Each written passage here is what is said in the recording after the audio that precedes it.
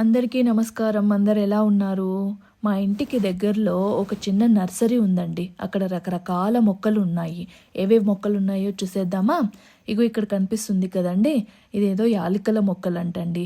వీటిని భూమిలో పాతి పెట్టిన తర్వాత ఇలా గింజల్లాగా వస్తాయంట. ఇలా ఒక గింజనైతే తీసుకొని ఓపెన్ చేసి చూశానండి నేను. చాలా బాగా మంచిగా అనిపించింది నాకు. నెక్స్ట్ ఇలా చూస్తున్నాం కదండి, ఇవేవో కాఫీ మొక్కలు.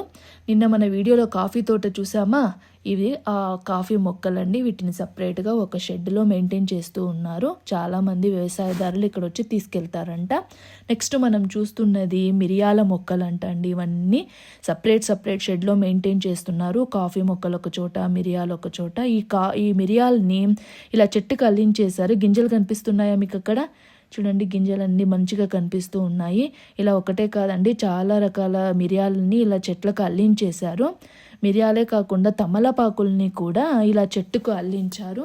చూడ్డానికి తమలపాకులు మిరియాలు రెండు ఒకేలాగా ఉన్న తమలపాకులు మాత్రము చాలా సాఫ్ట్గా ఉన్నాయి. మిరియాల ఆకులు మాత్రము చాలా హార్డ్గా కనిపిస్తున్నాయండి కంపేర్ చేస్తే రెండింటిని. వీటితో పాటు ఇక్కడ ఒక్క మొక్కలు కూడా ఉన్నాయి. ఒక్క మొక్కలు ఇలా చిన్నగా ఉన్నప్పుడు వ్యవసాయదారులు ఎక్కువగా తీసుకెళ్లారంటండి. కొంచెం పెద్దగా అయిన తర్వాత కొంచెం పెద్దగా అయిన తర్వాత చాలామంది తీసుకెళ్తారు అని చెప్తున్నారు అంకుల్ ఇక్కడ వీడియో తీస్తున్నంతసేపు అంకులు జాగ్రత్త అమ్మ, పాములు పురుగులు ఎక్కువగా ఉంటాయి ఇక్కడ, మరీ ముఖ్యంగా జలగలు కూడా ఉంటాయి, జాగ్రత్త అని చెప్తూనే ఉన్నారు.